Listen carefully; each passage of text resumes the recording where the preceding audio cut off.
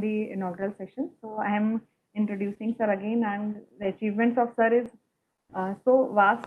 So I would like to extend my thank you to Mohan Kole Sir also, and I like to give the detailed introduction about Sir's achievement. Professor Dr. Mohan Kole is with the University of Agder, Norway, as full professor in electrical engineering, focus in smart grid and renewable energy.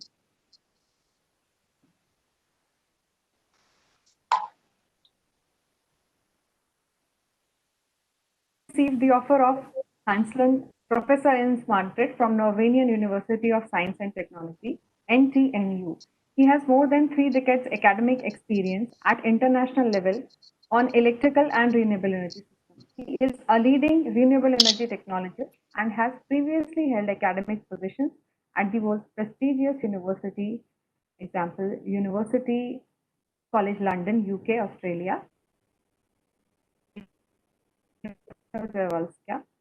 Finland, and Hydrogen Research Institute, QC, Canada. Professor Kole was a member of Government of South Australia's Renewable Energy Board from 2009 to 2011, and he worked on developing renewable energy policies over there. Professor Kole's academic work ranges from the smart grid integration of renewable energy systems, home energy management system, integrated renewable energy systems for hydrogen production, techno-economics, solar and wind energy engineering, development of business models for distributed generation. Professor Pillai has been successful in winning research funding from prestigious research councils like EPSRC, DBSRC, EU, NRP, etc. for his work on sustainable energy systems. He has published extensively in the area of energy systems engineering. He has been invited by many international organizations for delivering expert lectures, etc. He has also been the member of Academic Professional Committee as well as expert member of the International Counseling. He is very uh, close to us because he has been graduated from MA in IT Bhopal in Electrical Engineering from 2018.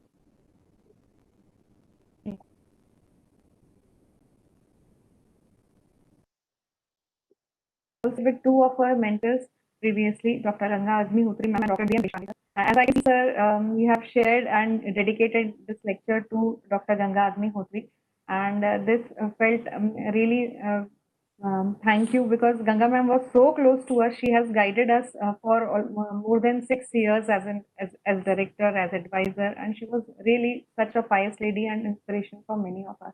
So I would like you, sir, to start the lecture. And after your lecture, we'll be having a 15-minute session, sir, for question and answer from participants.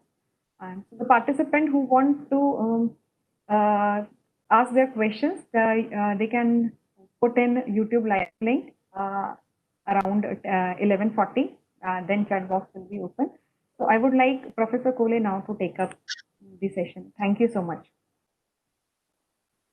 Thank you very much, Nidhi, for giving so nice introduction. And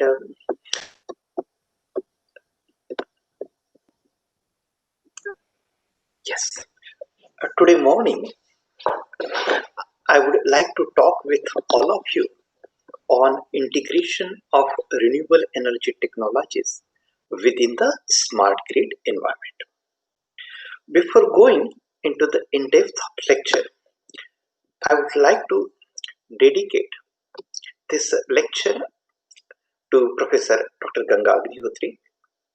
She was a great inspirer to me, and I have a very personal relationship with her from last 3 decades. But unfortunately, she is not with us now. So I pray for peace and keep her guidance and whatever she taught me throughout my life, right, as in guideline.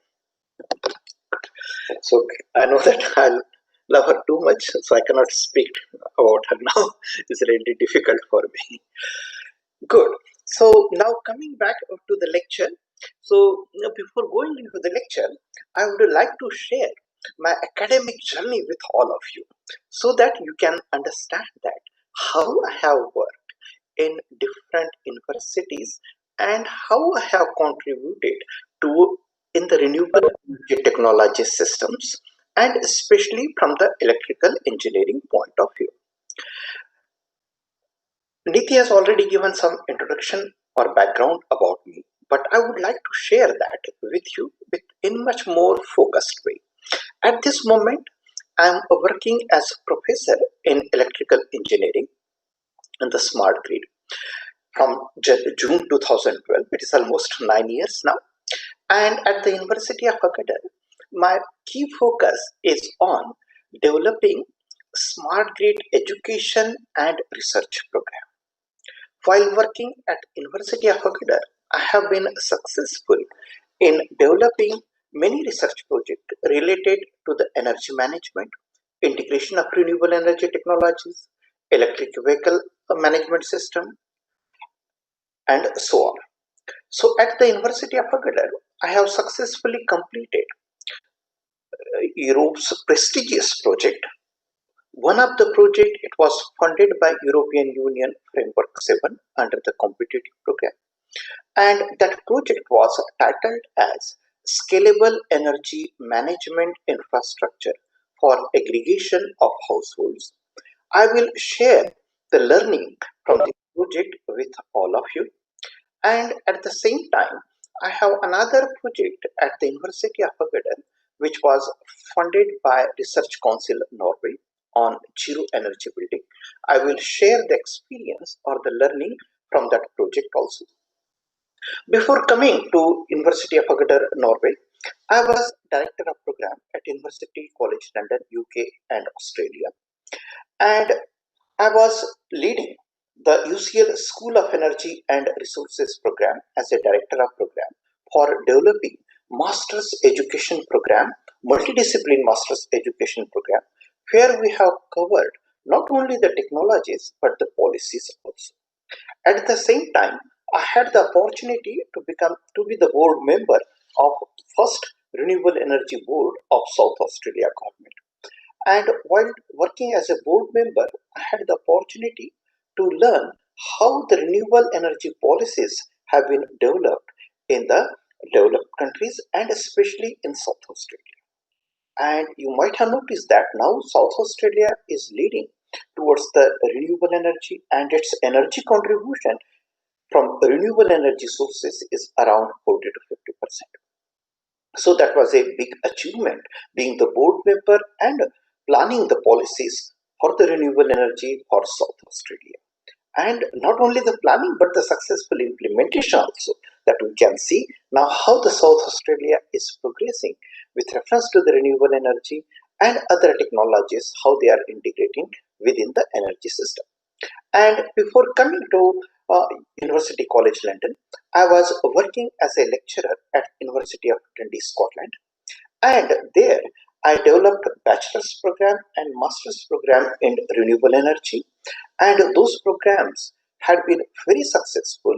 And especially the master program was one of the best programs at the University of Dundee.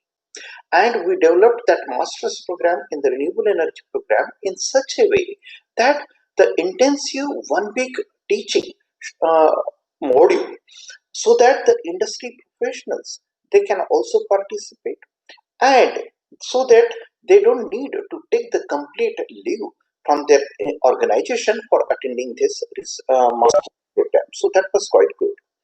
And before coming to Scotland, I was at Finland, University of Jyväskylä, there as a research director. And while working as a research director at University of Jyväskylä, Finland, I had developed integrated renewable energy system laboratory based on energy storage in the form of electrolytic hydrogen, and also the master's education program in renewable energy. That was the first program in the Finland.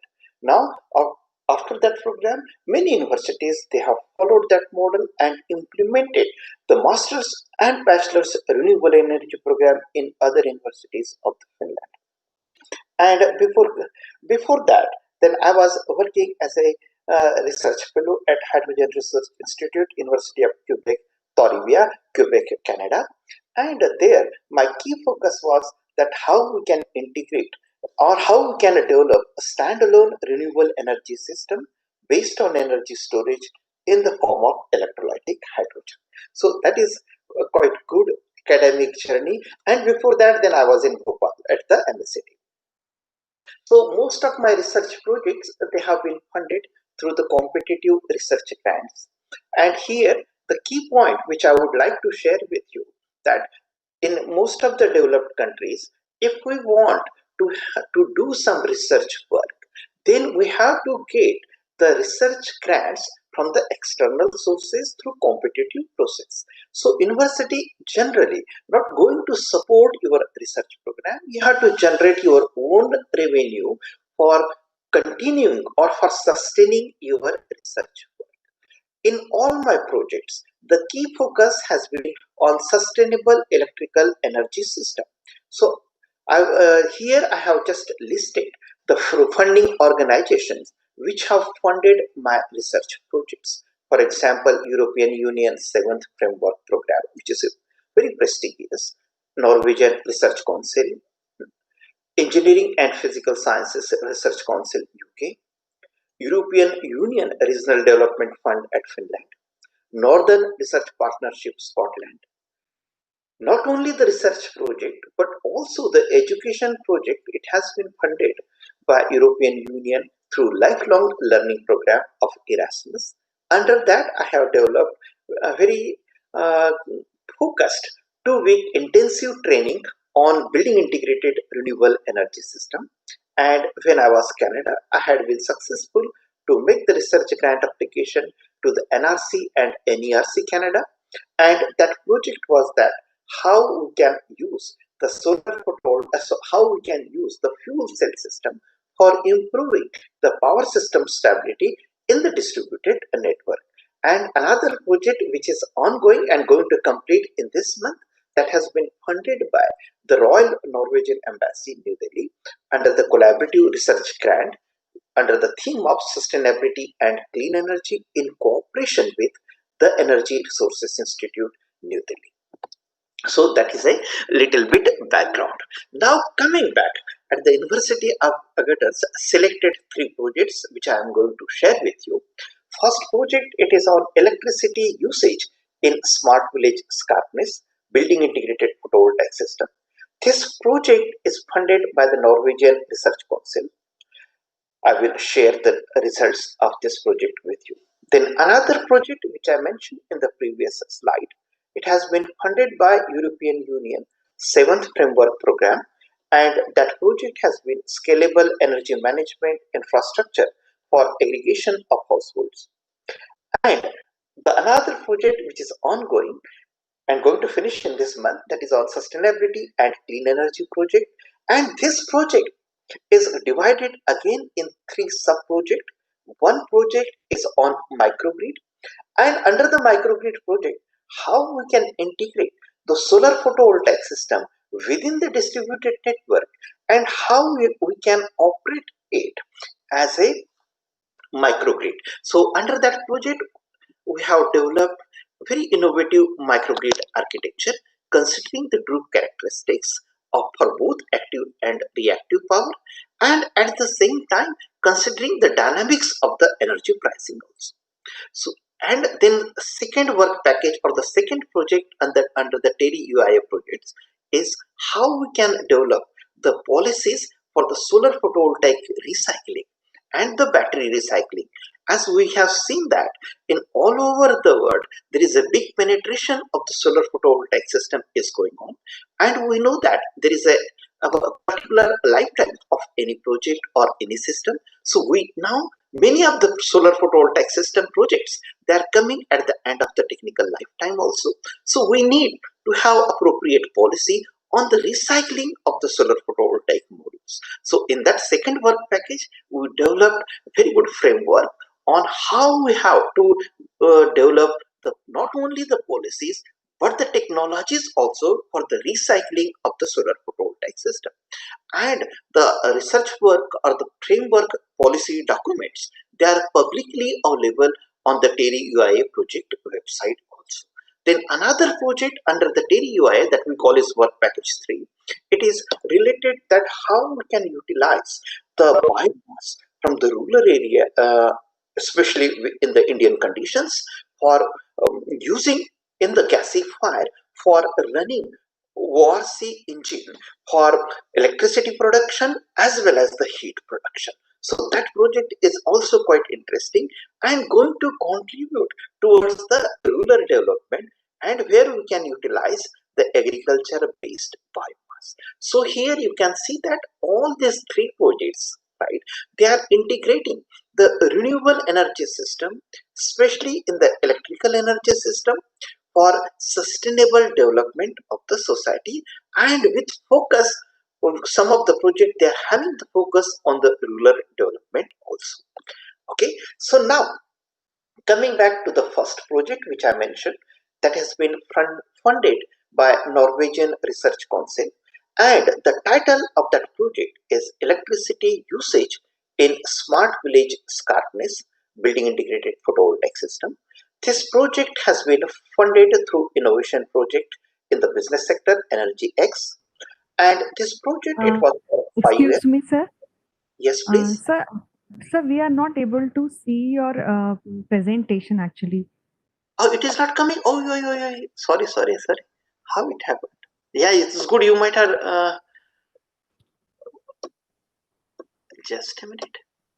Yeah, I'm just speaking. I thought it is going on. Oh, I'm this. Very sorry about that. Let me see now. Now it is coming. Yes, sir. Yeah. So I mean, then I will go a little back with it. Okay. Then because otherwise, just I will repeat a little bit, but briefly. Okay. Sir, you can maximize it also. Yeah. Now I can. Actually, Thank you very much because you should have reminded me earlier immediately. thank you. Thank you so much, sir. So this is the first slide, and here my contact details are given. Okay. And then in today's lecture, I'm going to share my knowledge and experience of renewable energy technologies. Okay. And as I mentioned earlier, that I'm dedicating this lecture to the memory of Professor Dr. Ganga Agnihotri, right? And she was a great person. And then briefly, I mentioned you about my academic experience. So here you can see that during my academic journey, how I have worked in different organizations and in different countries also. And here you can see that how, because I already mentioned that in University of Avogadro, what type of projects I am doing, at University College London, what type of academic activities I did, and while working as a board member at South Australia Government's Renewable Energy Board, how I have contributed in developing the renewable energy policies, especially for the South Australia, and how I have learned from that also. That was also a great achievement for me.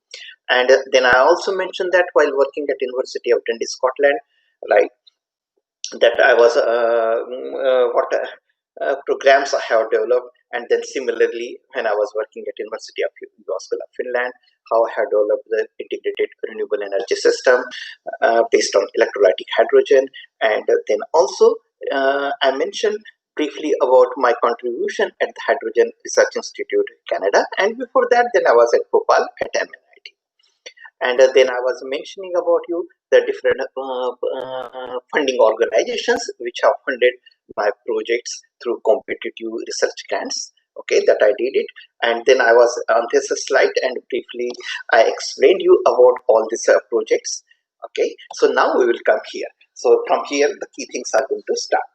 Okay. So if you have any problem in listening me, or if there is any problem in the slides, just please tell me. Okay. It is definitely perfect now. Very good. Thank you. So now we will start. So in this project, which is funded by Norwegian Research Council under the innovation project in the business sector, Energy X, and the focus of this project, it was how we can use the electricity in developing smart village. Okay, so in the smart village, how we can make these buildings zero energy building, And to make this zero energy building, right, how the building integrated photovoltaic system can contribute for that. So this project was for 5 years, and under this project around 30 houses they have been developed or built specially for this purpose by the company Skanska, and they have been sold into the open market, and now the people are living there, and we are in a position to monitor the energy consumption as well as the real time renewable energy production from the photovoltaic system. And based on that, we are in a position how these zero energy buildings are going to integrate within the distributed network. Then how we need to develop some demand side management strategies, how such type of zero energy building are going to impact on the power quality of the distributed network. So all these points have been covered in this project. So here you will notice that this project is in cooperation with Agadir Energy, Altec, Technova, and University of Agadir. Here the Agadir Energy is the utility company, distribution company, and Altec, it is a company which develops the power conditioning devices for integration of renewable energy systems, for example, inverters and like that. And Technova is a research organization. And from the academic side, the University of Agadir. So from the University of Agadir, I was leading this project, and this project was funded by Research Council Norway, and the total funding of this project was 11 million Norwegian krone. And you know that at this moment 1 Norwegian krone is equal to 8 Indian rupees. So this project has a big value also. So now here this photo which I have taken before the starting of the project. So here on this slide, this is the aerial picture which is from this Skarpness area. Okay, and in this area here, this 30 more than 30 houses they have been built, and now people are living there. And these 30 houses they have been integrated with solar photovoltaic system and having very high quality installations and very modern equipments which can be controlled remotely also, and every house is equipped with the instrumentation so that we can get the real time measurements from these houses for the analysis purpose. And this area is called the Hisoi area, and in this area if you come this side here, okay, so there was a house earlier I was living that area, and this picture is during the summer time, so now it is the summer time, very beautiful. But if this picture might have been taken during the winter time, it might have been completely white. And here in the map you can see the location also, and this I have just taken one representative picture of one house, that how the building integrated photovoltaic system have been integrated here. And then the key objective of this project was that how we should monitor and consumption of electrical energy in this zero energy building, where majority of the houses they are having the solar photovoltaic system on the roof. Then another key objective of this project was that to develop a tool for planning of the electricity grid that can model distributed generation and user patterns typical for energy efficient houses. And then next objective it was that to develop the business model which are required if in future if we are going to have such type of zero energy building, and how these zero energy buildings are going to impact the electricity market, not only from the consumer point of view but also from the distributed network point of view, because that is a very important point. As we have seen that in all over the world there are a lot of zero energy buildings or the building integrated photovoltaic systems are coming, so that we are going to generate the electricity. So basically the consumer are going to become the producer or the prosumers also. So due to that, the business models of the distributed network are going to be affected, and of course the utility or the distributed company, they also want to make the profit. So under this scenario, we need to have a new business models which can help to generate the revenue to the utility company, at the same time benefit to the consumer. So that was a really a big challenge, and we used the technical or the operational results from this project for developing the business models for the utility. Okay, and then the second point, that developing a tool for planning of the electricity when we are going to have such type of zero energy building. So under this thing or under the second objective, we have been in a position to monitor the power quality of the houses, right? How the harmonics or the power quality is going to impact within the distributed network, and to overcome or to mitigate the harmonics or the power quality of these houses, how we need to develop the filters or active filters for these houses, which can be installed within or near to the electrical meters or near to the grid connection, right? So that such type of houses, when they are having the photovoltaic system as well as the modern appliances, should not impact the power quality within the distributed network. So that was also a very good point. uh, and then of course, then in the long term point of view, how these zero energy buildings are going to impact, that was the key objective. Now here in this slide, you can see that I have taken results from a typical house number C6, that what we call it, how the photovoltaic production was there on a yearly basis, and how the load curve was there for that particular house in yearly basis. So here you can see that even we are in the Nordic climate area, where we have a lot of dark days during the winter time, but a lot of sunshine days during the summer time, because now we have almost around 20-22 hours sunshine of the daytime, but in winter time we may have only 2 hours sunshine and like that. So even considering that situation into account, here you can see that if we consider the annual electrical energy production from this a particular house, and with annual electricity consumption from that particular house, they are matching very well with on the annual energy basis. That's why we called it as a zero energy building.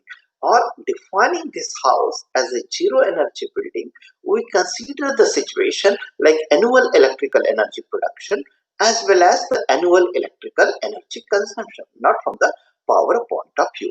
So here you can see that how we have so much intermittency of the solar photovoltaic production, but at the same time you can see that there is so much transience in the electrical consumption also. So these transients of the load and also the photovoltaic production naturally going to impact the power quality, and that power quality is again going to impact the distributed network. So we have to be very careful that how we can reduce the harmonics or how we can improve the power quality of such type of houses, and how we can develop the shunt filter or active filter for that particular house, which can be installed within that house for improving the power quality. So in this project, one of my students, he worked very hard, and by considering the data of these houses on the PV production as well as the load, then he developed the active filter, so that that active filter is in a position to suppress the harmonics going into the network or improving the power quality from the network connection point of view. So that was a really a good achievement. And in some of the houses, we installed the LSPAC investigator, and LSPAC investigator is one of the best instrument, I can say. And in that in the LSPAC investigator, we are in a position to monitor the power generation or the power quality at the minimum level of 20 microseconds. So here you can see that how much minimum time which we have considered while analyzing the results from this project. So here, I know that many of the participants, they are from electrical engineering background and working on renewable energy system. So this is a very key point for doing further research work or developing further research activities on doing the power quality analysis of the grid integrated or roof mounted solar photovoltaic system with integration of modern appliances, right? And how this how the house, then we can consider that house as a one load, how this particular load is going to impact the power quality of the distributed network. And to mitigate this power quality, how we have to design the power filter and filter and how this filter can be incorporated into the smart energy meter for improving the power quality or improving the efficiency of the distributed network.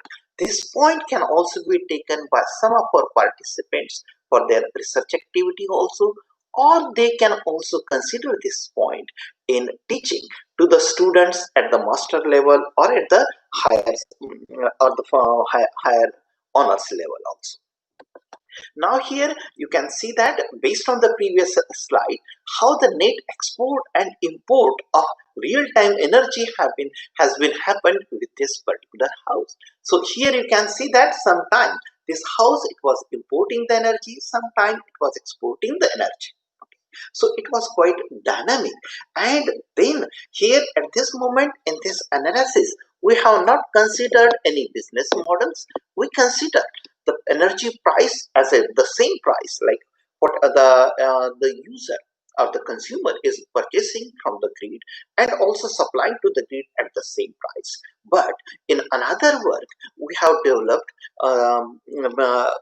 or we did the analysis of the economics or energy economic analysis of this house, especially taking all this into account with energy storage. So that I will share that paper with you. Okay, recently it has been published in the Renewable Energy Journal also. So now here you can see that in that particular area year, right, from September 2015 to August 2016, how the PV production was there and how the consumption it was there. So this, if we take the net zero line, so here the it should come on this point, but we know that all the time the load is depending how the users they are using the load. And again, the photovoltaic production, it is nature dependent. So naturally, it is not going to match exactly, but it was quite near to the net zero line. So in short, we what we thought that to make this house like a net zero, a net electrical energy zero. So it seems that we can be in a position to make this house as a net zero also, and we can also incorporate the energy storage, for example lead acid battery or maybe lithium ion batteries. In one of the work, one of my student, he did some technical and economic analysis for finding out the appropriate capacity of the energy storage for this house, for one case for the lead acid battery and another case for the lithium ion batteries. And during that situation, then this battery can help us to make this house net zero or zero energy building, and at the same time is going to be in a position to reduce the peak demand on the network. So that results have also been published in Energy Procedia and in one of the prestigious IEEE conference of smart grid also. Now that was a background of this zero energy building. Then another project which is very interesting, that is from the Europe, funded by European Union 7th Framework Program for Research, Technological Development and Demonstration. And under this project, the objective was that how we can utilize information communication technology infrastructure to control or to manage the electricity consumption of the household, considering selected power intensive appliances. So in short, it was for the incentive-based demand response program. And this project, it was for 3 years, and we got non-financial commitment extension for 4 months more. So it was finished in June 2017. And here you can see that the project, it has having the value of 3.8 million euro, and it was funded through competitive project. And this project, under the funding scheme of FP7 ICT 2013, there were 67 applications or the proposals. Out of 67, 4 proposals have been accepted or successful. So out of that 4 proposal, this project was one of them. And my role was as a technical manager of this project, and to see the effective implementation of this project. Now here you can see that for the European Union project, we need to have a minimum 3 partners from 3 European countries. But in this project, we have 12 partners from 4 European countries, and 4 European countries: Denmark, Switzerland, Germany, and Norway. From Norway, my university, Agder Energy, and CSEM, they were the partner. From Denmark, Aarhus University and Devolco Products, they were the partner. From Germany, the well-established and very famous Institute Fraunhofer, IWS, was the partner. And from Switzerland, Analpian, HSSO, NetPlus, CSEM, they were the partners. So here in this project, the technology readiness level, it was around 5 or 6. And the key objectives of this project was that to develop aggregated framework for scalable energy management infrastructure for aggregation of households.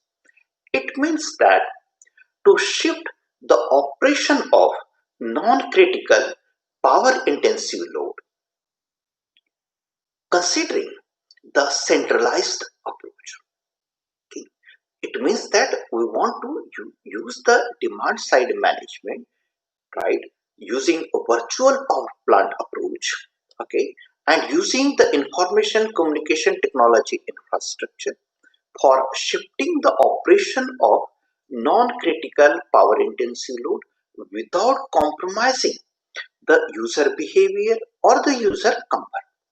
So for that, the key objective is that how we can develop technical and functional design for this system, how the information communication technology infrastructure can be used in such type of system, how the aggregated intelligence can be integrated with the backend server or within the virtual power plant, okay, for generating the demand side management scenario. Then when I'm talking about the demand side management scenario with aggregation and considering the backend and the front end, or the backend, let's say the virtual power plant, and at the front end, let's say the home. So how we have to integrate that front end and backend system? So that is again very big challenge, and of course for that we need to have very effective information communication technology infrastructure. Then another very key focus of this project, or the key point of this project, is not only developing the algorithms of the system, but getting that system tested into the real-time environment. That have been key focus of this project, which has been covered under the objective 5, that is a pilot testing and validation. Under the pilot testing, 100 houses from the Norway, they have been selected, and 100 houses from the Switzerland they have been selected. So that was the objective 5. Then I will explain you again with much more research, but now just I am giving you the overview of this project. And then another very interesting point of this project is that when we want to have the demand side management within our houses and managed by centralized virtual power plant, then you know that we are utilizing the information communication technology. So then the key thing is that we have to make it sure that this system is secure and user privacy have been respected also. So it means that no one should be in a position to hack the ICT system or to make the system vulnerable within the distributed network, not only from the user point of view but also from the distributed network point of view. So we have taken security and privacy as a very key point for this project. So we and that have been appreciated by the European Union as well as by the reviewers also. Then another very interesting point is that when we are talking about such type of system, okay, and then when we are integrating this demand side management scenario within the distributed network, considering the virtual power plant approach, then of course such type of system are going to impact the business models of the distributed network as well as the power generation companies also. And of course then we have to consider the user savings also. So in one of the objective we consider how the innovative business models are going to be developed with reference to the demand side management scenarios, especially in the home energy management system, and considering the virtual power plant approach.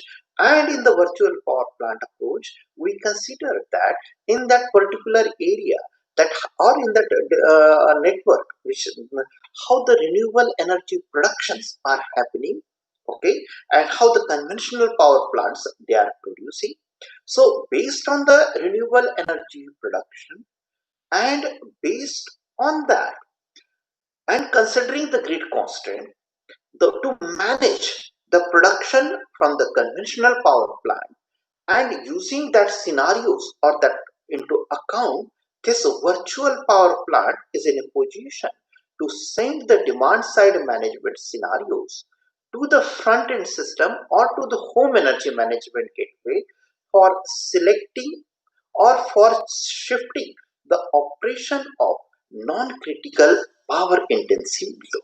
So here you can see that in this project we have so many different technologies or so much different domain knowledge they have been integrated into one project. Even we think that this is a demand side management project, more focused, let's say, towards the electrical energy system, but it is not true. We are considering the information communication technology infrastructure. We are considering the intelligence, aggregation intelligence. We are considering the integration of front end and back end, developing the gateways also. Then, of course, the pilot testing and validation, this basically installation into the field, and of course then security and privacy. Then again it is the domain of computer system, and then on top of that we need to develop the business model. So then we need the person who is having good knowledge of energy economics also. So here you can see that so there are so many different domains they have been covered in this one project. And to cover all these objectives, here you can see that we have taken many partners from the European Union participating countries. For example, Devolco Products, they provided the home energy management gateway, and from our IWS, they provided the virtual power plant facilities. NetPlus, they provided the communication infrastructure.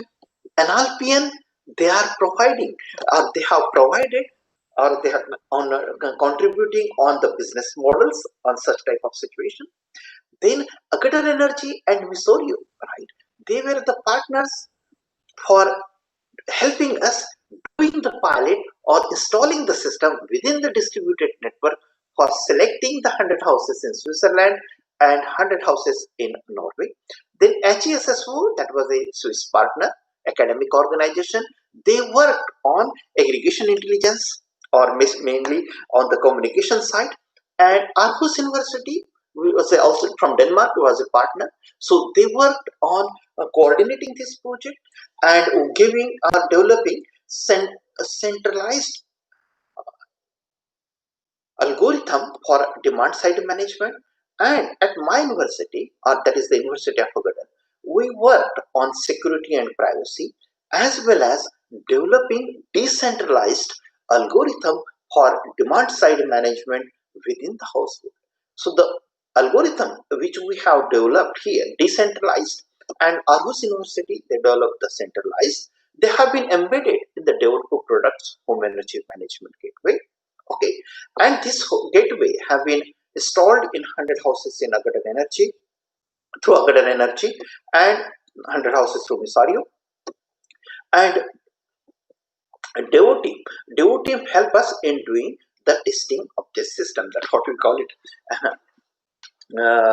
Scrum testing, or testing before installing the system into the houses.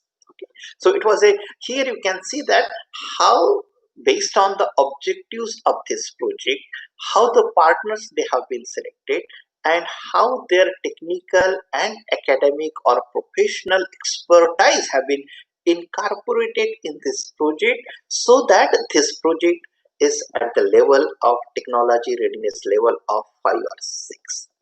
Now here you can see that in the previous slide I mentioned about the front-end system and the back-end system. In the front-end system, we have this home energy management gateway, and this home energy management gateway, it was the size of our mobile. And on this home energy management gateway, the platform, it was Ogima, which was developed by Fraunhofer, Germany. And this home energy management gateway, which we called as a front-end system, it was installed in the particular house. And this front-end or home energy management gateway, it was getting the signals from the backend, that what we call as a virtual power plant, through 3G or 4G communication. And within the house, this home energy management gateway, it was communicating to the selected non-critical power intensive devices or the appliances for shifting the operation, okay, through Zigbee communication. So here within the home, we divided the loads in two categories. One is critical power intensive load and another is non-critical power intensive load. So we didn't shifted the operation of critical loads, but we shifted or we used the shifting operation of non-critical power intensive load. So now coming back to the backend, in the backend we have the virtual power plant, and this virtual power plant is taking into account the production of intermittent renewable energy sources and the demand prediction from this, or aggregated energy demand or the power demand from these houses. Based on that, this backend or the virtual power plant used to generate the demand side management scenario, which has to be communicated through 3G or 4G using the net plus facilities to this home, to the front end. And based on that, then this home energy management gateway was managing or sending the signals to the non-critical power intensive load for reducing the peak demand. In short, if you see here how this project is contributing in shifting the peak demand of the selected non-critical power intensive load during the off-peak period. It looks like a very simple, but when we want to implement this project into the field, then it is really complicated. Then I mentioned here that security and privacy is going to be the top here, because everything is having the signals or through communication procedure, so someone can hack those signals also. So security and privacy should have been taken into account very seriously. And then of course the business models, because when we want to have such type of system, then we need to say that whether such type system, how it is going to impact the businesses of a distributed network as well as the user savings also. So that have been then this project has been implemented for what I mentioned, for this 100 houses in Norway and 100 houses in Switzerland, and the flexibility forecast surveys for housing load prediction of those selected houses, and the renewable energy production which have been connected within that distributed network, or maybe that distributed network might have taken some commitment that they will provide the renewable energy of that particular level. So that factor also has to be taken into account. So those factors have been incorporated or considered into the virtual power plant for generating the demand side management scenario, or the which has to be communicated to the home energy management gateway. But at the same time, not only those factors, but also the grid constants. So at a particular time, how much the grid maximum power can handle, that factor has also been taken into account, and that factor have been incorporated while developing demand side management scenario. And of course, then I mentioned that security and privacy issues have been taken considered very carefully. And in one of the house that we tested different type of security layers or the protocols, right, for testing that there should not be any possibility for someone to hack the system. So again, I will go back to this project. Here the security and privacy, that is quite important here, because in one of the work package we have the key point on to develop security layers or the security protocols using reverse anonymizer. Okay, and we found that if there is going to be some loophole in security issue, then one can be in a position to shift the operation of non-critical power intensive load.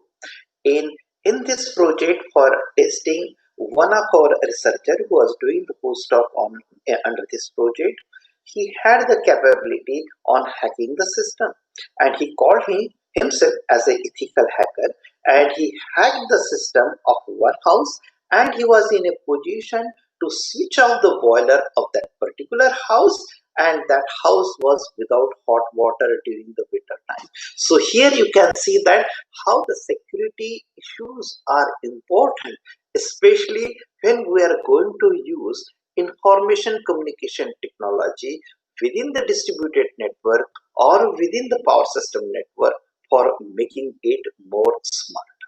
Okay, so the key point here, or the key learning point from this project, is that if we want to make our distributed network more smart and innovative, and we want to integrate the innovative technologies which are available within the network, within the market. So but to integrate them in a very intelligent way, right, how we have to consider the security and privacy issues, okay, and which type of technologies or which type of communication medium we need to use, all these points should be considered.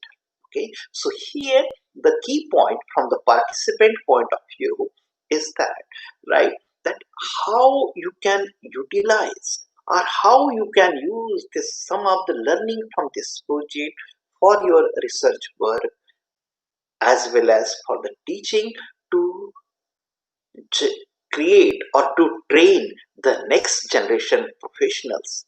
Okay, and at the same time upgrading our knowledge also. Okay, so it is a very interesting project.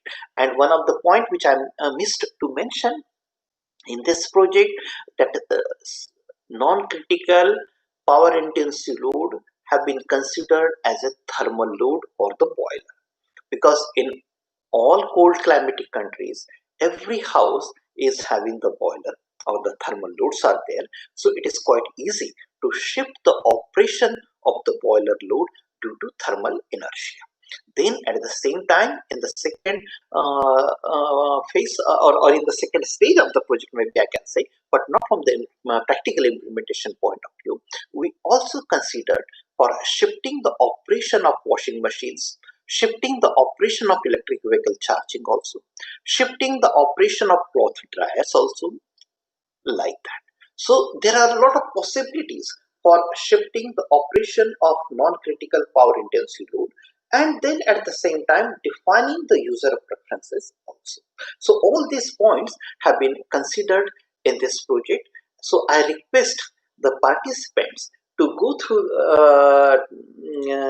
the key outcomes from these projects, which are publicly available on the European Union websites, and read them and use them for your research work, teaching purpose, or even for the industrial applications also. That's good. Now I have another project which is again related to the integration of renewable energy system within the distributed network. I have not considered much more technical inputs or details here, because we know that if we go in much more technical, then we will get we are not in a position to cover the high level or the key themes of the project, and we know that we have the limited time also. So I thought I will give you the very high level of objectives or the learning from these projects, and then if you are interested in a particular topic or in a particular section, right, then I will be in a position to provide you much more technical detail on that particular topic. So now here, this project, which is funded by Norwegian Ministry of Foreign Affairs through the Royal Norwegian Embassy in New Delhi, under the framework agreement with the Energy and Resources Institute, that is TERI, and the University of Agder, Norway, for the project theme sustainability and clean energy. And under this project, there were two key projects. A third project also is there that I will explain you, but that I have not covered in the slides here. So the two key project, which is quite relevant from this short-term training program point of view, how to analyze the technical challenges for integrating solar photovoltaic system with and without energy storage into the distributed network, and how we can develop standardized architecture as well as the roadmap for accelerating the solar photovoltaic based microgrid development in India. So under this project, which is now this project period was till February 2020, but we got no cost extension till the end of this month, and there is going to be one e-workshop very soon to share the key outputs from these projects with the industry, with academics, or with regulatory bodies also. And regarding the first point, it is that we know that we are integrating the solar photovoltaic system within the houses, within the institutions also, with and without energy storage. But if we have to operate that solar photovoltaic system as a microgrid, okay, then naturally we may need to have appropriate energy storage as well as distributed generator also. And for operating this solar photovoltaic based microgrid, where we may have energy storage, distributed generator, how we can develop one architecture which can be in a position to manage the active and reactive power and reducing the demand on the main grid. That have been the key objective for this project. Under this project, we have developed one microgrid controller at TERI New Delhi, and YouTube video is also available, and that facility is running. So with the help of that facility, we are in a position to test different type of architecture, considering Drude characteristics for the active power or maybe Drude characteristics for the reactive power. Not only the technical point, but also the market energy price dynamics also. Then how we can operate the institutional microgrid based on solar photovoltaic for reducing its dependency on the main grid. One point. Second point, we also considered that we know that in our India we have some grid outage. Okay, so let's say if we are going to have the random grid outage for 2 hours per day in a year, right? So then how such type of solar photovoltaic based microgrid, they can be operated under the islanded mode. Okay, and how this architecture or how this smart grid management strategies which have been developed, how they can help us in operating this solar photovoltaic system. So those points have been covered under this project, and the research output from these projects, they have been published in the peer reviewed journals, and they are widely available on the science.com or in the IEEE.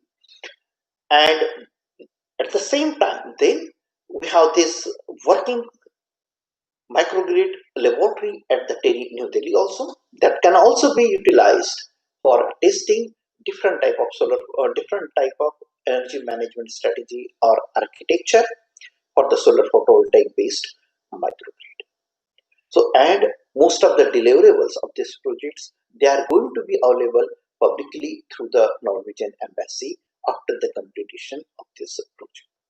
So it was a very good project, and I believe that many of you, they are quite interested in doing further research work or giving the project to the students on the solar photovoltaic.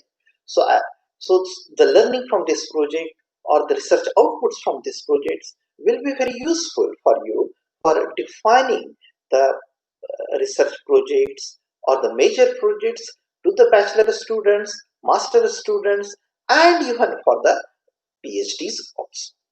Then another very key point for this project, it was that to developing a recycling plant for solar photovoltaic modules and new battery technologies which are going to be used in microgrid application. As we have seen that solar photovoltaic system are widely used throughout the world, so we have to make a plan like at the end of the technical lifetime of the solar photovoltaic system, how we can use or how we can make a recycling of the solar photovoltaic modules or recovering the materials from it, and maybe considering the circular economy approach, and as well as for the battery technologies also. So I did one very good work on this one, analyze the recycling policies of the solar photovoltaic modules around the world, and after analyzing those solar recycling policies around the world, we identified which policies will be appropriate for the Indian condition for developing a recycling plan for the solar photovoltaic module. So that article is available through open access on the internet. If you type my name and recycling solar photovoltaic module, you will get that paper also. And I request you, please go through that and use that in your research work or developing further research activities on the recycling of the solar photovoltaic system, because that is going to be very important. And under this, and we know that now we have to conserve our resources also, so we need to have the appropriate plan for recycling of the solar photovoltaic modules. Okay, because some of the modules, they may last for 25 years, some of the module due to the not proper installation, or maybe due to the material quality, or maybe due to the manufacturing defect, they may not last more than 10 years also. Okay, so we have to consider that how we have to develop a framework or the plan or technologies for the solar photovoltaic module recycling. And then when we are talking about the microgrid and we want to integrate the solar photovoltaic system, then energy storage technologies, they are going to be very important. So then again, we are going to incorporate the battery technologies there. So we need to have appropriate policies on recycling plan or recycling framework for battery systems also. And this project is going to finish in this month, both projects. Okay, are you able to understand? Hello? Yes, sir. Yes, sir. And So I would also like, yes, sir, please. is there any problem on the communication or in the slides? Just please let me know. Otherwise, I'm just speaking and, and we may get lost Sir, connection. it is So absolutely yeah, fine. yeah, And the session timings are coming near end. So yes, I also want to announce that participants that our YouTube chat box is open now. So if you people are having any query, then put it in the chat box so that we can ask sir about the same. Because our next session is also scheduled from 1 p.m. As per Indian Standard Time, sir. yes, So yes. yes, please continue. So please feel free to ask the questions if you have any, so that I can also feel that yes, we are integrated with each other and the students are they're also getting some input. Uh, I would like to ask the technical committee, do we have any questions in chat box? Please WhatsApp me the same so that I can ask sir about the questions.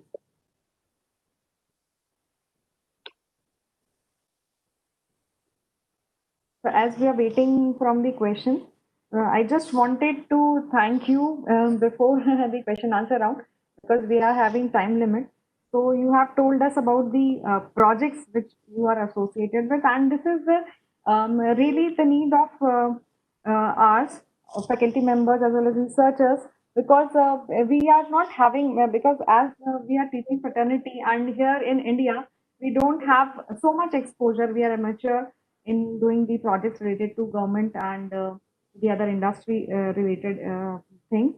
So I thank you to share the all the projects idea which you have done with the European Union projects under TERI with Norwegian Ministry about sustainability and clean energy, renewable energy integration project insight, and just you have told us that you have the research area in the recycling solar photovoltaic model. So this is the need of the hour, sir, because in so many people are working on the solar projects, and we have massive solar parks also in India as well as across the world. But we are not most of the people are not working on the recycling of the things because after the age of solar photovoltaic cells has been decade, I mean, after 20-25 years after installation. So what will we do about these photovoltaics? So we will definitely be studying your papers. You have told us that you have given the open access about your project. So we'll be searching them, sir. And I hope all the participants who have listening, who are being connected with us and listening our session on YouTube Live, will definitely be getting the more project insights from your point of view. And there are so many takeaways for the participants as well as for our organizing team also. So thank you so much, sir, once again. Thank And you. meanwhile, Amit sir, if we are having just a minute, sir, we are having questions. No problem, no problem. But you mentioned very good point that recycling is the key issue now. Yes, sir. So, Mrs. Manju Gupta, ma'am, is asking, what is the scope of DSM for distribution sector in India? DSN, demand side management, right? Yes, sir. Yes, sir. Yeah, at this moment it's really difficult to say, but we have seen that now within the demand side management, there are going to be penetration of electrical vehicles. And when we are going to have the electric vehicles, so demand is going to be increased. Okay, and maybe our existing distributed network may not be in a position to sustain that demand. So then, of course, then we need to work on demand side management strategies. And when the loads are increasing, okay, so to make this demand side management strategy, we need to shift the operation of non-critical loads let's say for example charging of the electric vehicles also. So then depends, right, how the load growth is going to be there. We have to consider the grid constraints also. Based on that, then we have to identify which loads are going to contribute towards the demand side management. In my project, I have given you the example of the home energy management system, and for that we consider the thermal loads or the boiler loads. So thermal or the boiler loads, they are the necessity for the Nordic climate or the cold climatic countries. But in India, we don't have thermal load or the boiler load, so that point is not there. So and then we have to identify which load can help us into the demand side management. So depending on our location and by identifying the type of the load, we need to develop the demand side management strategies basically. Thank you, sir. Another question is from Jayan Swankar. He's asking how to reduce the cost of solar panels. Solar panel cost is already quite low because I started working on solar photovoltaic system from 1989. Okay, so in 1989 I graduated from MST, and Ganga Madam was my supervisor there. Then I moved to IIT Delhi. Then my project was on a solar photovoltaic system. That time the cost of solar photovoltaic system, if I remember correctly, it was around $7 per watt peak, something like that. Now it is below $1 per watt peak. So it is drastic reduction into the solar photovoltaic cost panel. And then I think now it will remain stabilized at that level because it is the material cost basically there. And operational cost is quite negligible. But then another thing which is very important, like when we are, if we consider the solar photovoltaic system within the distributed network, then and then we want to have the reliable power, then we have to consider another cost which is related to the energy storage technologies. So that is also, again, we have seen that the energy storage or the batteries cost is also reducing drastically. So let's see. So this is all dynamics, basically market dynamics. So sometimes it's really difficult to predict also. Okay, thank you, sir. The another question is from Sandeep Tandon. He's asking that how the database communication is established between grid and smart home. Yes, because now I will give you another example. In Norway, now every house is having the smart meters.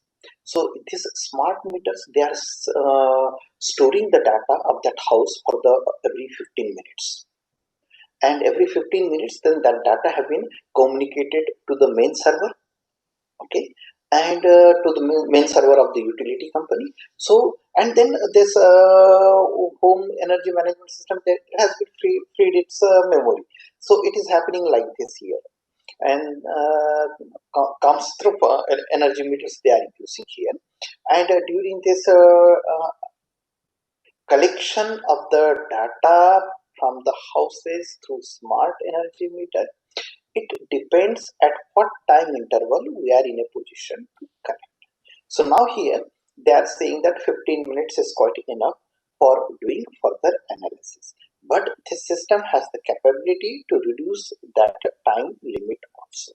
In one, I mentioned that we have the LSPAC investigator, which was in a position to do the analysis at 20 microsecond level. So that was immediately communicating through 4G system to the main server. Okay, and the data was saved at the utility company server also. So it depends, right? So now the communication facilities are quite good. And then again, another important point is that, so what type of information or data we want to communicate or to save also, so we can reduce the bandwidth. Okay, sir. Mr. Muthuram is asking the development and availability of efficient storage batteries in Indian market. Yes, because battery market or energy storage market is going to be very high in all over the world. Okay, and we know that in most of our houses, due to grid outage, we have the UPS system, so we are already utilizing the batteries. But then, if we are talking about the microgrid system of this, let's say, solar photovoltaic based microgrid system, then in that situation, to make the power reliable within that group of houses or within that institution where we have the microgrid, then we need to install the centralized energy storage. Then we may not need to have the UPS system or small batteries in our houses. So there is going to be a big market, but again, like how the business model is going to be developed for that. So everything depends, like what type of business model is there and what type of opportunities are going to be identified. Okay. And the last question is from Mr. Karthik Siva. He's asking, is smart grid projects is suitable for Smart grid, urban area or rural area? What is it? urban area? He's asking. Yes. So basically, in urban area, it is quite good, because in rural area we can operate it as a more like off-grid system. But in urban area, we have different type of loads, different type of appliances, and in the rural area we may not have those all type of appliances there.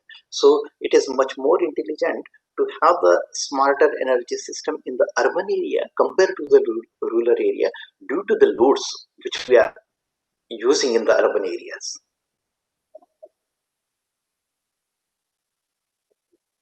So now question is, as the questions are over and we are coming to the end of the first session. So thank you all the participants, and thank you is not enough to say to Professor Mole sir. So we'll be having another lecture starting from 1 p.m. As per Indian Standard Time. So you will be having, sir, a short break of 40 minutes. If you are comfortable, then we'll start the session by 1. So after 40 minutes, we will start at 1.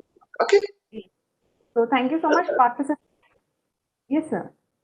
You sent me the link, right? Yes, sir. I have sent you the second link, and this second link of YouTube Live will be floated just like we have floated the first link. So we are leaving for now. Thank you so much, sir, for the session 1, and thank you all the participants and technical team, organizing committee. Thank you. Thank you so much. Thank you, Mohal sir. Thank you. Thank you. Thank you.